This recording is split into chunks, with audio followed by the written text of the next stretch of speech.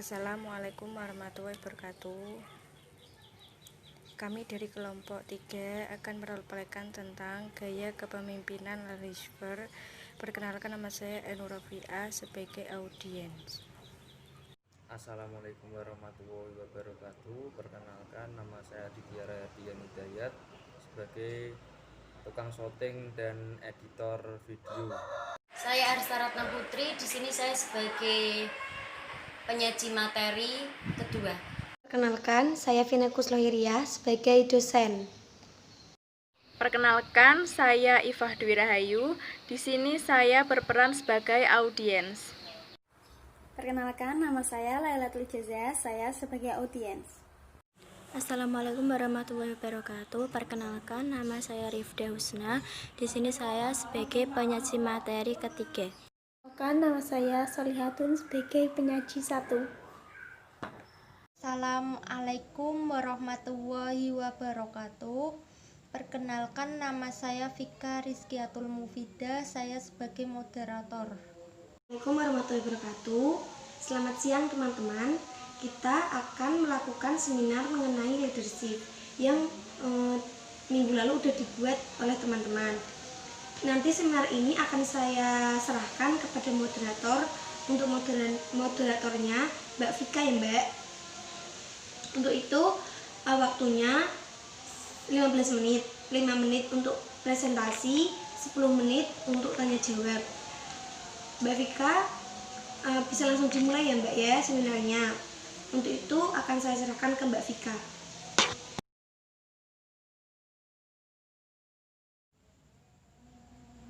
Baik Bu, Assalamualaikum warahmatullahi wabarakatuh. Perkenalkan, nama saya Vika Rizkiatul Mufidah. Saya sebagai moderator yang akan menjelaskan waktu presentasi. Adapun waktunya yaitu 15 menit untuk sesi penyajian materi dan 5 menit untuk waktu diskusi. Langsung saja saya serahkan kepada penyaji 1. Terima kasih Mbak Moderator. Saya di sini perwakilan dari kelompok 3 ingin menyampaikan materi berjudul leadership. Leadership secara etimologi kepemimpinan berasal dari kata dasar pemimpin dalam bahasa Inggrisnya, yang berarti pemimpin dan akar kuat yang terkandung beberapa arti yang saling erat berhubungan dengan bergerak lebih awal, berjalan lebih awal, dan mengambil langkah lebih awal.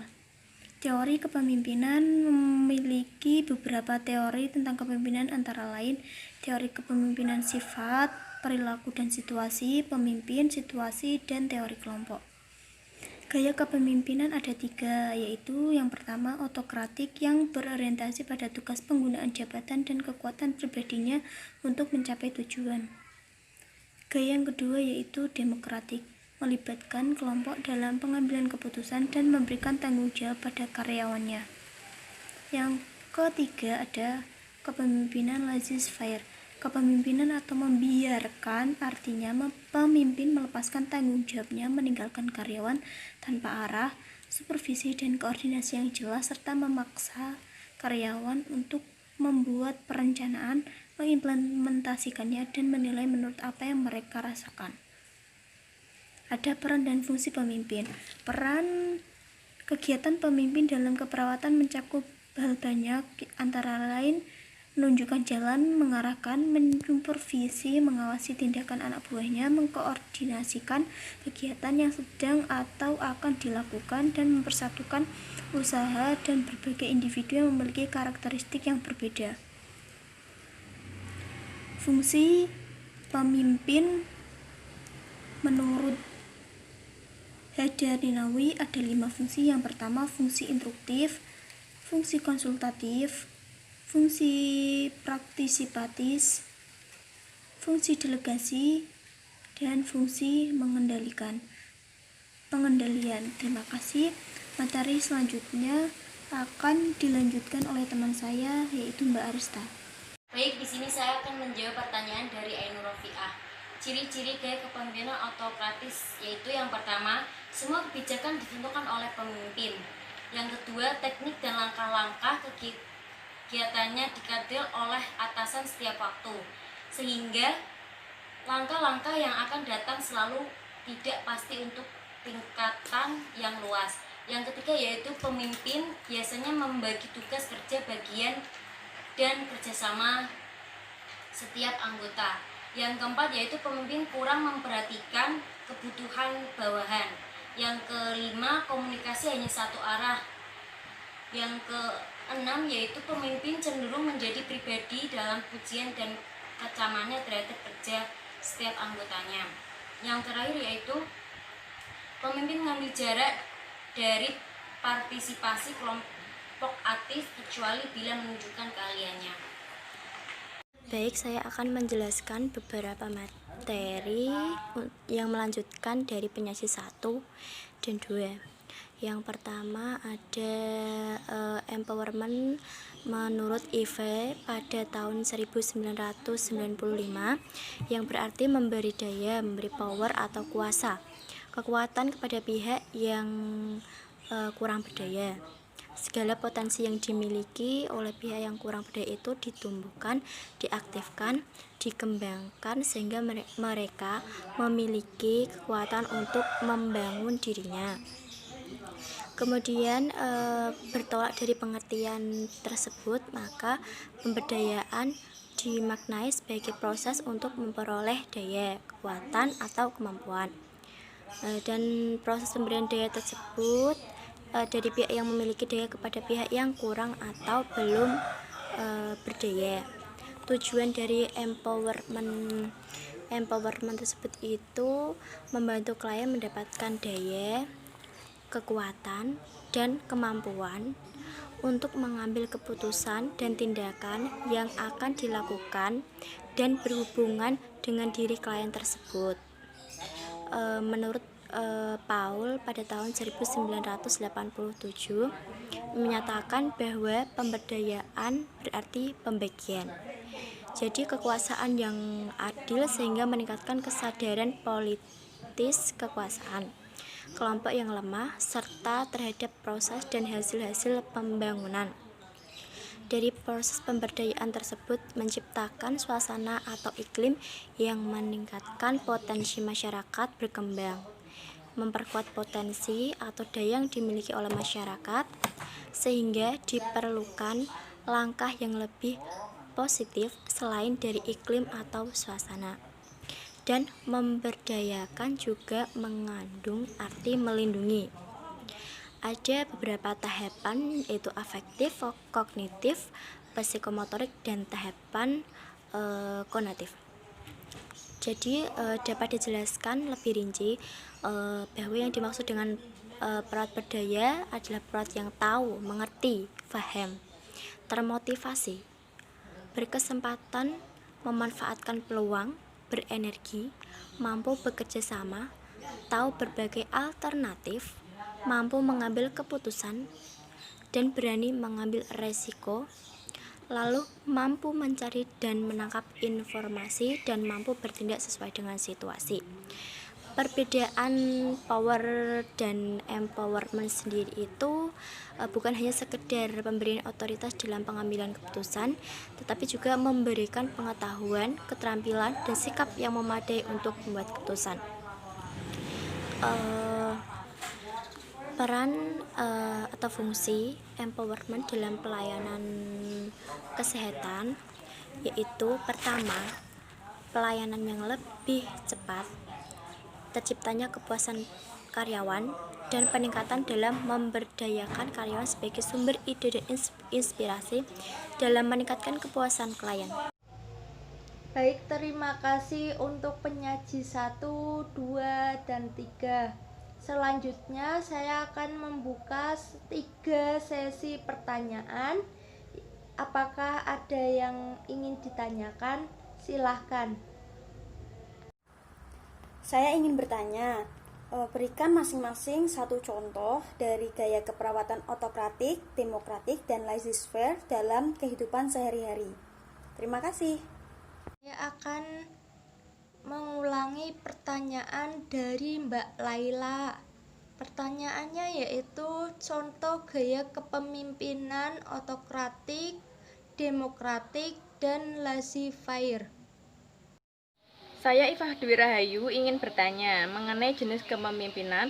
Jenis kepemimpinan apa yang paling bagus dan baik menurut Anda? Terima kasih. Dan pertanyaan yang kedua, saya akan ulangi kembali. Pertanyaan dari Mbak Ifah, bagaimana jenis kepemimpinan yang baik? Assalamualaikum warahmatullahi wabarakatuh. Perkenalkan, nama saya Ainur Rafi'ah dari kelompok 3. Saya mau bertanya, jelaskan ciri-ciri dari gaya kepemimpinan autokratik apa saja. Terima kasih. Pertanyaan dari Mbak Ainur, jelaskan ciri-ciri dari gaya kepemimpinan autokratik. Baik, saya akan menjawab pertanyaannya dari Mbak Laila. Contoh dari gaya kepemimpinan autokratik, demokratik, dan laissez-faire. Yang pertama, gaya kepemimpinan autokratik dalam kehidupan sehari-hari itu misalnya di dalam kampus, dalam kelas, yaitu ada pembagian tugas, yaitu komting dan anggotanya. Jadi kita itu harus mentaati aturan yang dibuat dengan komting, harus menyetujui itu. Yang kedua, ada gaya kepemimpinan demokratik, berfokus pada keputusan yang mempunyai jabatan. Jadi misalnya komting itu memberikan suatu pengarahan di dalam kelas, anggotanya itu harus mengikuti dan mentaatinya dengan tujuan untuk mencapai tujuan tertentu. Yang ketiga yaitu ada gaya kepemimpinan laissez-faire, yaitu membiarkan. Artinya itu pemimpin melepaskan tanggung jawab kepada anggotanya.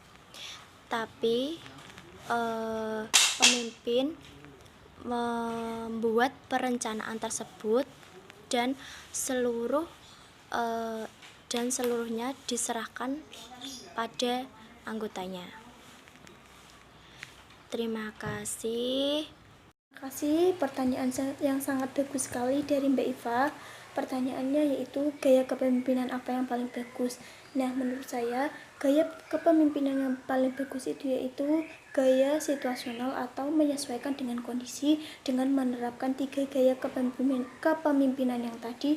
Ada gaya demokratik, autokratik, dan laissez-faire. Terima kasih. Saya kembalikan ke moderator. Baik, di sini saya akan menjawab pertanyaan dari Ainur Rafi'ah. Ciri-ciri gaya kepemimpinan autokratis yaitu yang pertama, semua kebijakan ditentukan oleh pemimpin. Yang kedua, teknik dan langkah-langkah kegiatannya dikatil oleh atasan setiap waktu, sehingga langkah-langkah yang akan datang selalu tidak pasti untuk tingkatan yang luas. Yang ketiga yaitu pemimpin biasanya membagi tugas kerja bagian dan kerjasama setiap anggota. Yang keempat yaitu pemimpin kurang memperhatikan kebutuhan bawahan. Yang kelima, komunikasi hanya satu arah. Yang keenam yaitu pemimpin cenderung menjadi pribadi dalam pujian dan kecamannya terhadap kerja setiap anggotanya. Yang terakhir yaitu pemimpin mengambil jarak dari partisipasi kelompok aktif kecuali bila menunjukkan keahliannya. Baik, jika tidak ada yang ingin ditanyakan, saya akan membacakan kesimpulannya. Adapun kesimpulannya yaitu secara etiologi, kepemimpinan berasal dari dasar pemimpin dalam bahasa Inggrisnya leadership, yang berarti kepemimpinan, dari kata dasar leader, yang berarti pemimpin, dan akar katanya to lead, yang terkandung beberapa arti yang saling erat berhubungan, bergerak lebih awal, berjalan di awal, pengambil langkah awal, berbuat paling dulu, mempelopori, mengarahkan pikiran pendapat orang lain, membimbing, menuntun, menggerakkan orang lain melalui pengaruhnya. Sekian dari saya, kurang lebihnya Mohon maaf. Wassalamualaikum warahmatullahi wabarakatuh.